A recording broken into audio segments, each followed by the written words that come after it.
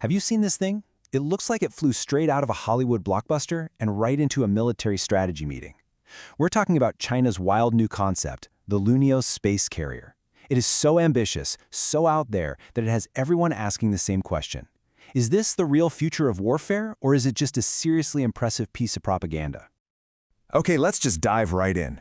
The whole idea behind the Luanniao is to create a flying mothership, a massive base of operations that just hangs out at the very edge of space. It's a concept that really challenges everything we thought we knew about what military power could look like. All right, first up, let's talk about how this thing was revealed and the powerful message it's clearly designed to send to the world. You know, the name itself is a huge clue. Luanniao. By naming this futuristic weapon after a mythical bird, China isn't just presenting a machine. No, they're creating a symbol, a modern version of ancient grace and absolutely overwhelming power, just like the legend. And look, this idea didn't just pop up out of nowhere. The concept has been in the works for over a decade. It started with some early designs, it's pulled in ideas from their Luanniao fighter drone program, and now it's basically the crown jewel of this much bigger, long-term vision called the Nantianmen Project.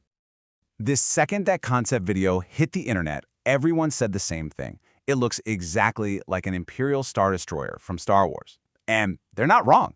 That huge triangular gray body is pure sci-fi, and that comparison alone tells you everything you need to know about its intimidating vibe. Okay, so now let's get into the nitty-gritty and really unpack the specs on this thing, because the scale is just mind-blowing. So get this. It's actually shorter than America's newest naval carrier, the USS Gerald R. Ford. But its wingspan, it's almost 9 times wider. And then you see the operating altitude. We're talking about near space. That's this weird zone that's way too high for normal jets, but still too low for satellites. It's a place far, far above any conventional battlefield. And that brings us to this number, 120,000 tons. Let that sink in for a second. That's the projected takeoff weight. They're talking about lifting something heavier than a fully loaded supertanker to an altitude of 30 kilometers. I mean, the sheer physics involved are just staggering to even think about. But the Luanniao isn't just about being huge, right? It's a mobile fortress designed for a whole new kind of warfare. It would carry a swarm of 88 AI-driven Luanniao drones, and each one of those can launch hypersonic missiles. On top of that, the carrier itself can fire its own missiles, all from a position in near space where, today, it would be basically untouchable. So you gotta ask, why? Why even try to build something this completely audacious? Well, the answer really gets to the heart of how the global power strategy is shifting. It all comes down to this goal, multi-domain dominance. See, modern warfare isn't just about controlling the land, the sea, or the air anymore. The new goal is to control everything, all at once, from the ground to space to cyberspace, and have it all work together seamlessly. The Luanniao is basically the ultimate fantasy of that idea. Think about what a weapon like this could do. It could potentially make US missile defenses irrelevant. It could establish instant air superiority over a hotspot like Taiwan. And it could do all of this by operating in this legal gray area just below what's technically considered outer space, cleverly sidestepping some international treaties.